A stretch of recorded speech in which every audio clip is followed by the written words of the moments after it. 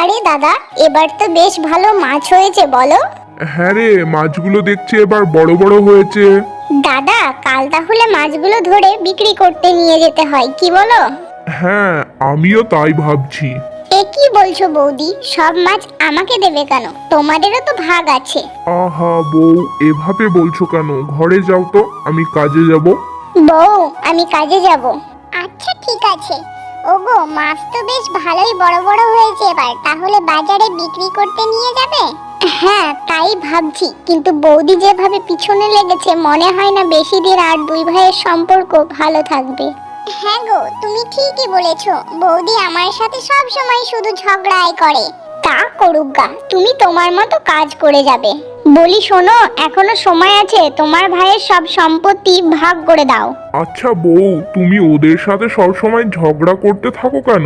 ও, সব দোষ আমার? বলি সারাদিন আমি খেটে খেটে মরি, আর নবাব জারি করে একটুও কাজ করতে চাই না। আবার পারলে আমাকেই বলে তুই মাছ খেতে দে, আমি পারবো না। এ কি বলছো বউ? ছোট বউয়ের এত বড় সাহস যে আমার বউকে হুকুম করে? তা বলছি কি আমি কি এমনি এমনি বলছি গো তোমাকে?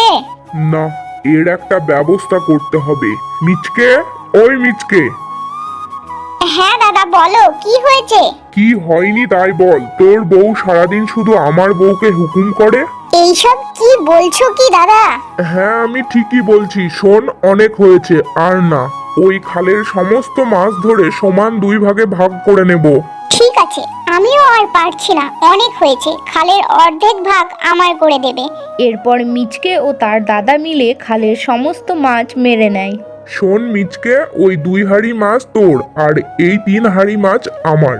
এ কি দাদা, তুমি নেবে 3 হাঁড়ি মাছ আর আমাকে দেবে 2 হাঁড়ি মাছ? কেন দেব না? তোর বউয়ের মতো কুড়ে নাকি? আমি বেশি কাজ করেছি, তাই আমার স্বামী বেশি মাছ নেবে। ওগো, যা দিচ্ছে তাই নাও। তারপর মিচকে ও তার দাদা দুজনেই মাছগুলো বাজারে বিক্রি করতে নিয়ে আসে। এই নিয়ে যান, নিয়ে যান নিজের পুকুরে চাষ করা টাটকা টাটকা মাছ। এ কি, সবাই মিচকের কাছ থেকে মাছ নিচ্ছে কেন? একই মাছ তো তাহলে। বাগমামা, ও বাগমামা, আমার কাছ থেকে মাছ নিয়ে যাও। তোর মাছ কত করে? একদম সস্তা, 5 টাকা কেজি। কি, 5 টাকা কেজি?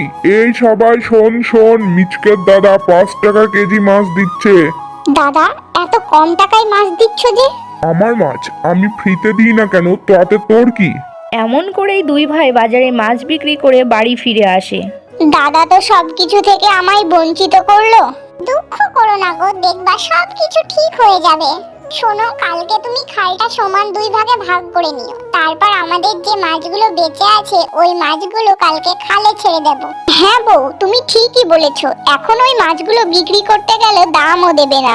এখন চলো, কিছু খাওয়া দাওয়া করে ঘুমিয়ে পড়ো। কালকে সকাল সকাল যা করবে করো।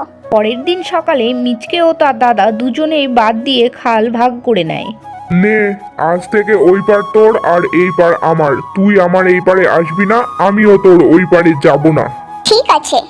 বউ, ঘর থেকে মাছগুলো নিয়ে আসো তো।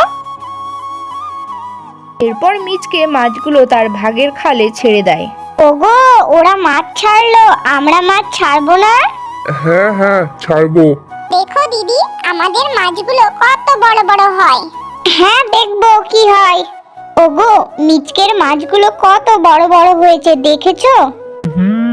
তা হয়েছে। বলি কি, আমি শুনলাম মিচকে নাকি ওই মাছগুলো বিক্রি করে একটা বড় বাড়ি বানাবে। কি, ও মাছ বিক্রি করে বাড়ি বানাবে? আহ, এ তো হতে দেওয়া যায় না। আমি বলি কি, তুমি ওর মাছগুলো সব মেরে ফেলো। এ কি বলছো তুমি? আমি ঠিকই বলছি, তাছাড়া তুমি ওকে আটকাতে পারবে না। যেহেতু তুমি বলছো তা ঠিকই। তারপরে মিচকের দাদা মিচকের খালে বিষ মিশিয়ে দেয়। হয়ে গেছে বউ, হয়ে গেছে। দেখি এবার আর কেমন করে বাড়ি বানায়। হা হা হা। চলো চলো বউ, ঘরে চলো। পরের দিন সকালে মিচকে খালের সব মাছ মৃত অবস্থায় দেখতে পেয়ে কান্নার স্বরে বলে, এই কি হয়েছে আমার মাছের? দাদা, ও দাদা, দেখো আমার কত বড় সর্বনাশ হয়েছে। হাই হাই, এ কি সর্বনাশ হয়েছে গো, আমাদের মাছগুলো সব মরে গেছে। হাই হাই হাই, এ কি করলাম আমি? ভাইয়ের প্রতি হিংসা করতে গিয়ে আমি সবকিছু শেষ করে ফেললাম। এ কি কি দাদা, তার মানে এইসব তোমার কাজ? হ্যাঁ রে ভাই, তোর বৌদির কথা শুনে কাল রাতে তোর মাছের খালে বিষ মিশিয়ে দিই। আমার তো মনেই ছিল না তোর খালের জল আর আমার খালের জল একই। দাদা, তোমাকে কতবার বলেছিলাম হিংসা করো না, হিংসা করা ভালো নয়, হিংসা করলে ক্ষতি নিজেরই হয়। আমাকে মাফ করে দিস ভাই, এই জন্যই লোকে বলে প্রতিহিংসায় সর্বনাশ ডেকে আনে। তো বন্ধুরা, আজকের ভিডিওটা দেখে কি শিখলে তা অবশ্যই কমেন্ট করে জানিও। আর ভিডিওটি ভালো লাগলে ভিডিওটিতে একটি লাইক করে দিও। আরো নতুন নতুন গল্প পেতে চ্যানেলটি অবশ্যই সাবস্ক্রাইব করতে ভুলো না।